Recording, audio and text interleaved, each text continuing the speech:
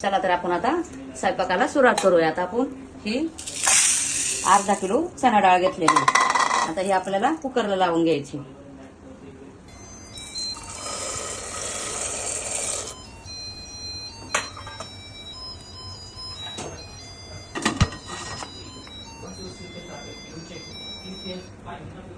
ही डाळ आपण आता कुकरला लावलेली आहे. याला 3 शिट्ट्या होऊन द्यायच्या. 3 शिट्ट्या झाल्यावर डाळ कच्ची बी राहत नाही आणि जास्त गाळ पण होत नाही. मध्यम डाळ मस्त शिजते.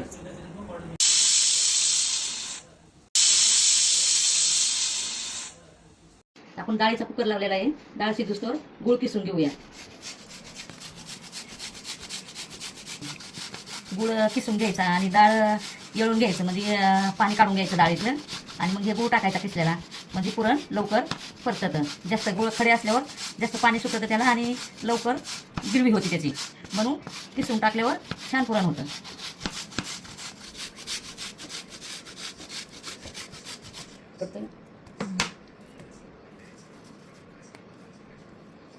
हे बघा, आता आपण अर्धा किलो डाळ घेतलेली आहे ना, त्याच्यासाठी पाव किलो गुळ किसून घेतलाय. कारण की हे किलोचा आहे, 1 किलोचा आहे. म्हणजे त्यातून आपण आता पाव किलो घेतलेला, म्हणजे पाऊण किलो गुळ आपला राहिलेला आहे. आणि एक पाव किलो डाळ, अर्धा किलो डाळीला पाव किलो गुळ बस होतो.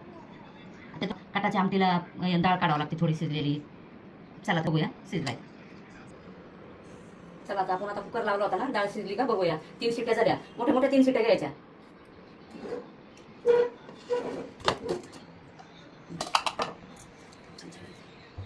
मस्त डाळ शिजली, एकदम चांगली डाळ शिजली.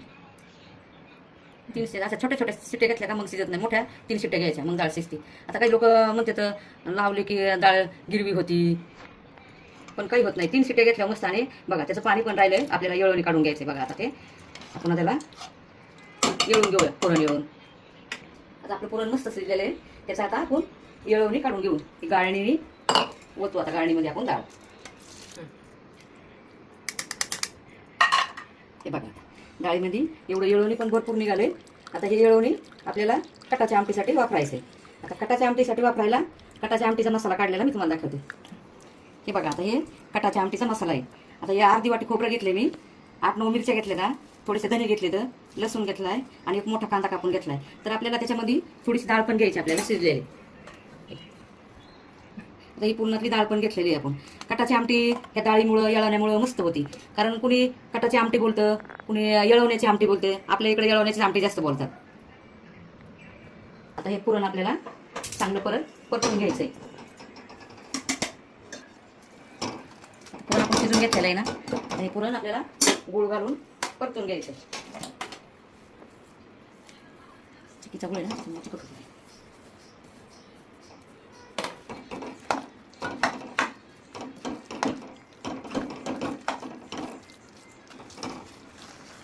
चांगलं मेल्ट झालंय. आता हे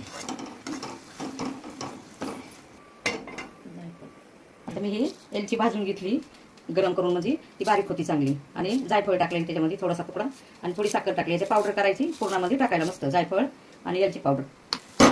बघा आता आपलं पुरण पण चांगलं मस्त परतलंय. आता थोडं थंड झालं का बारीक करायचं. आता ही एलची आणि जायफळची पूड बारीक केलेली आहे. आता या पुरणामध्ये आपल्याला थोडीशी घालायची, मग त्याने चांगली चव येते, मस्त पुरण पोळी.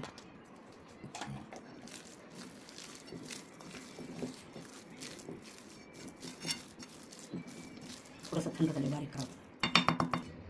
आता आपलं पुरण थंड होऊस तर आपण आता आमटीचा, ह्या कटाच्या आमटीचा मसाला भाजून घेऊया.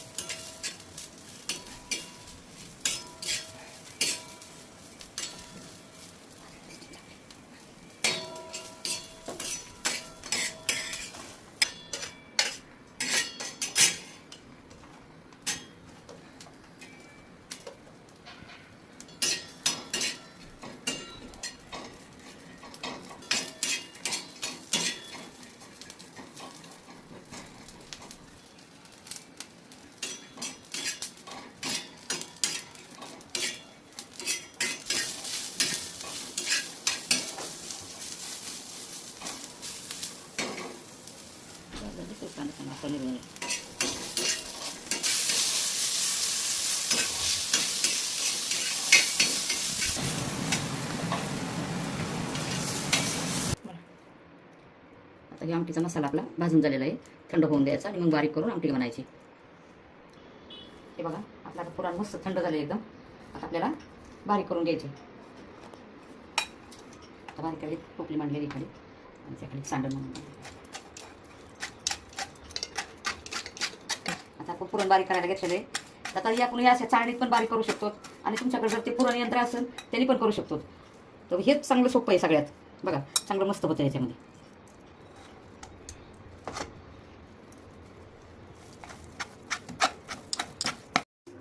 चला आता आपण घेऊया आमटी बनायला. हे किसलेलं खोबरं आणि अद्रक लसूण असं हाताने त्या ओरट्याने प्लेटमध्ये चेसून घेतले आबडदोबड. मिक्सरमध्ये लय बारीक होतं ना म्हणून.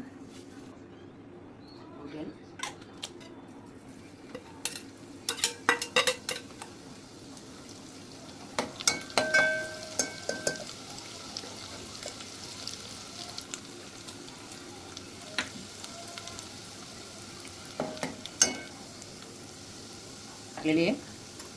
हे 1 चमचा लाल तिखट टाकायचे. आता हे आपला घरचा मसाला आहे.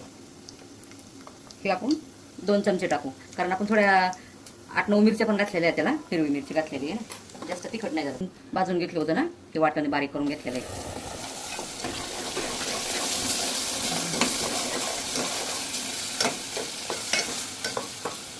ही डाळ आपण ठेवली होती ना ती बारीक करून, लई बारीक नाही करायची डाळ. भाजून घेतलेली डाळ ना त्याच्यातले पुरणातले काढलेले. चांगली चव येते आमटीला. मसाला आपला चांगला परतलेला आहे. आता त्याला चांगलं तेल सुटलं आहे. आपण टाकूया आता ते काढलेलं आहे डाळीचं पाणी नाही का, त्याला येळवणी बोलतात. ते येळवणी टाकायचं आता.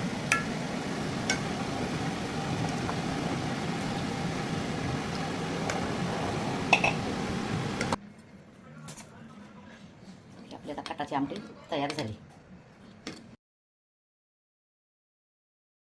तयार झालेली आहे. आपण आता पोळ्या बनायला घेऊ.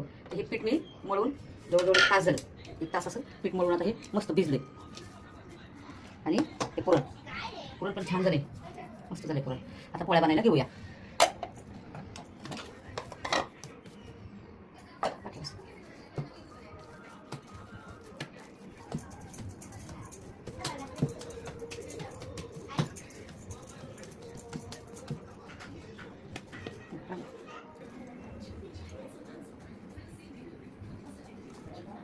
हे बघा असं पुरण भरायचं आणि उंडा असं पुरण भरलं असं उंडा केला का मग पोळी फुटत नाही.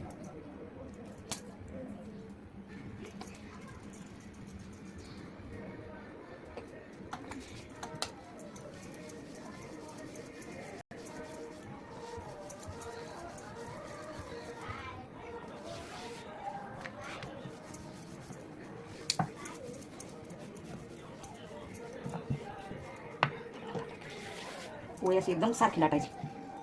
काठ बीट मस्त लाटायची. एक सारखी आली पाहिजे सगळी पोळी.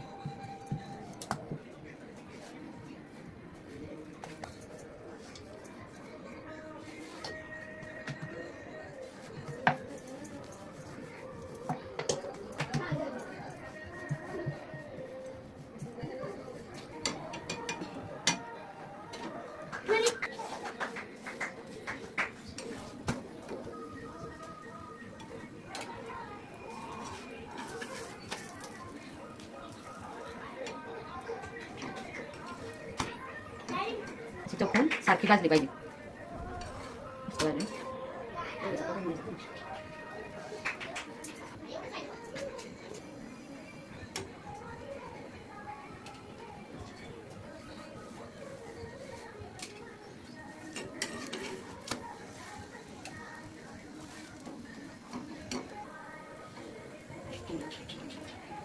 आजीचा व्हिडिओ आवडला असेल तर लाईक, शेअर अँड सबस्क्राईब करा आणि बेल आयकॉनच्या बटनला दाबायला विसरू नका.